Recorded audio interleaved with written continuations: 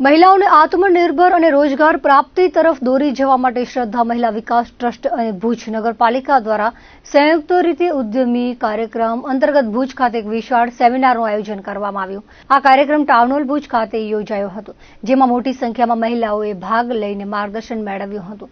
ધારાસભ્ય અનિરુદ્ધ દવેએ જણાવ્યું હતું કે મહિલાઓનું સશક્તિકરણ એટલે માત્ર સહાનુભૂતિ નહીં, હવે સમાજ તેમને માર્ગદર્શક મંચ આપી રહ્યું છે। તેમણે કહ્યું હતું કે આજના સમયમાં મહિલા પોતાનું સ્વપ્ન સાકાર કરી શકે છે, માત્ર થોડી સમજ અને વ્યવસ્થિત સહાયની જરૂર છે। ટ્રસ્ટ પ્રમુખ મીતાબેન ગોરે જણાવ્યું હતું કે માત્ર એક અઠવાડિયામાં અમારા ગ્રુપ સાથે 2000થી વધુ મહિલાઓ જોડાઈ ગઈ છે। આ શુભ શરૂઆતને અભિવાદન મળે તે માટે અમે હવે સતત સેમિનારોની શૃંખલા શરૂ કરીશું। દિલ્હી સુધીની યોજના જાણકારી આપનારી ભારતીબા સોઢા દ્વારા મહિલાઓને સ્વરોજગાર માટે તાલીમ, લોન સહાય અને માર્કેટ એક્સેસ જેવી માહિતી આપવામાં આવી હતી। ફોરમબેન વ્યાસે મહિલા અને બાળ કલ્યાણ વિભાગની વિધવા સહાય યોજના, મહિલા સ્વાવલંબન યોજના, વહાલી દીકરી યોજના વગેરે અંગે માહિતી આપી હતી।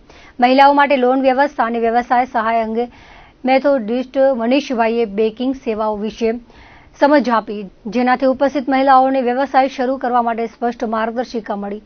ધર્મિષ્ઠાબેન પ્રજાપતિએ પીએમ આવાસ યોજના વિશે માહિતી આપી હતી। કાર્યક્રમના અધ્યક્ષ સ્થાને શ્રદ્ધા મહિલા વિકાસ ટ્રસ્ટના પ્રમુખ મીતાબેન ગોરે સંભાળ્યું હતું।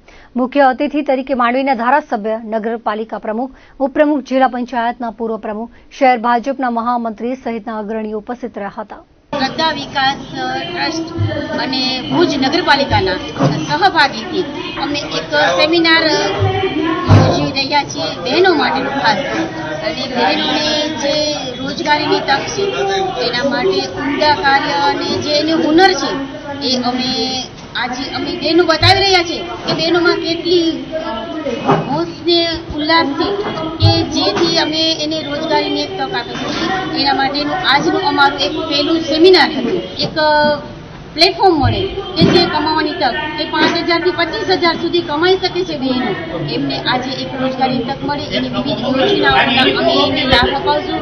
ભુજ નગરપાલિકાની જે સરકારી યોજનાઓ છે અને જિલ્લા ઉદ્યોગ કેન્દ્રની યોજનાઓ એમની એક માહિતી આપશું।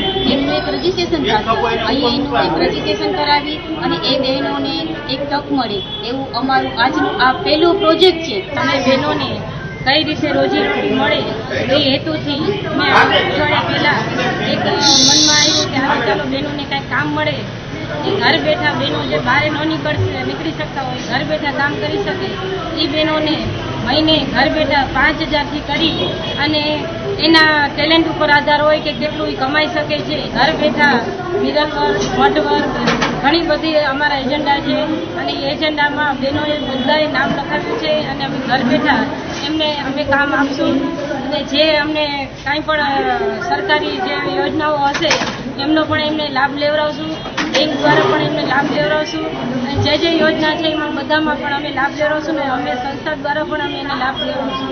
અત્યાર સુધી અમારે 1500 બહેનોએ લાભ લીધો, આની પહેલાં 5000 બહેનોએ લાભ લીધેલો છે અમારા બ્યુટી પાર્લર અને સિલાઈમાં।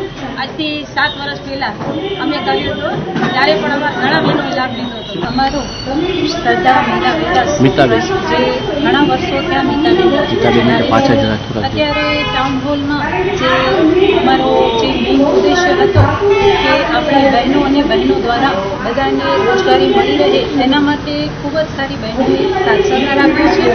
અત્યારે ઓલમોસ્ટ ટાઉન હોલ થઈ ગયો છે અને અમાને રશ્મિબેન જે નગરપાલિકા અધ્યક્ષ છે એમણે ખૂબ સાથ સહકાર આપ્યો છે અને ખૂબ જ એમણે સાથ સહકાર આપ્યો એમની બહેનોએ અને અમને ખૂબ જ સારો અમને પ્રભાવ મળ્યો છે। અને અહીં પણ ઘણા બધા સ્ટોલ એમણે રાખ્યા છે